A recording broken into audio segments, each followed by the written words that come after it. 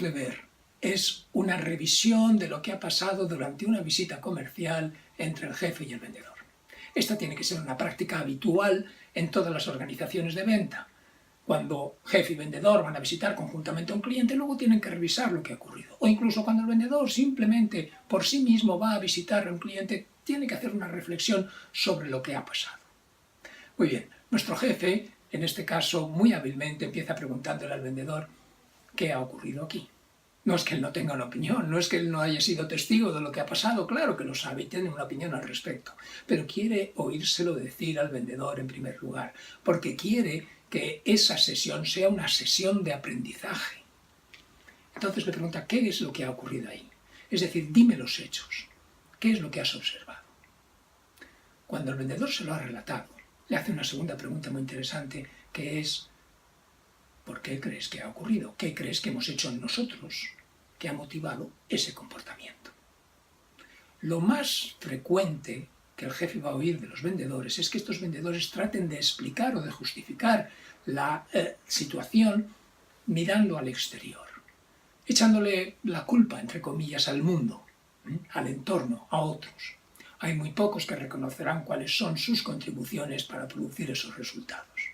En nuestro vídeo sí que hay un reconocimiento de qué es lo que se hizo para producir el resultado. Si no lo hubiera habido, el jefe tendría que seguir indagando hasta que los partícipes, en este caso el vendedor y el jefe de ventas, en esa reunión, en ese encuentro con el cliente, reconozcan que en algo han contribuido a que se produzca ese resultado. Muy bien, y hay que llegar a ese algo. Una vez descubierto el algo, hay que seguir profundizando.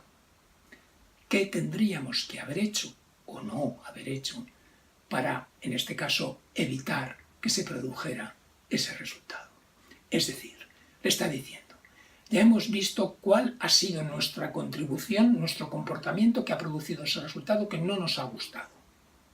Es decir, qué hábito tenemos que desechar de nuestro comportamiento.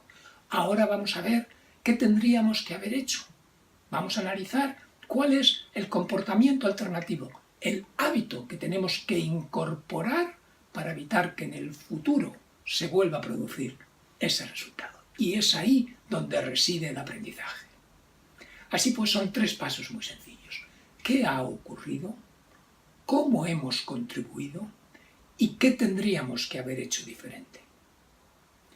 Tanto cuando los resultados no son los buscados, como cuando también lo son, como en los casos de éxito.